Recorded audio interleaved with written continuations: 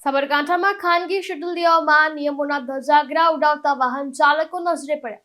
8 સીટરની ગાડીમાં 40 કરતાં પણ વધુ મુસાફરોને ભરીને લઈ જવામાં આવે છે। જીપ અને ઇકો કારના પાછળના ભાગે લટકતા યુવાનો જીવના જોખમે સફર કરતા નજરે પડે છે। ત્યારે હાઈવે પર જીવને દાવ પર લગાવીને મુસાફરીનો આ દ્રશ્ય રોજબરોજ જોવા મળે છે।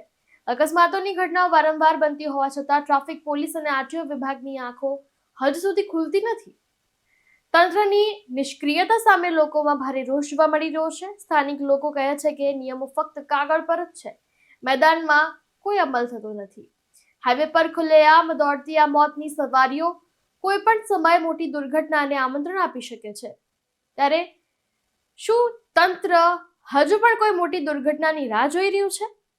હવે અહીંયા સવાલ ઉભો થાય છે। ત્યારે અંતરિયાળ વિસ્તારોમાં લોકો રોજિંદી જીવનની જરૂરિયાત માટે જીવના જોખમે મુસાફરી કરી રહ્યા છે, પણ આરટીઓ અને પોલીસ તંત્ર હાથ પર હાથ ધરીને હજી બેઠું જ છે। સંજય ગાંધી સાથે ચક્રવાત ન્યૂઝ, હિંમતનગર।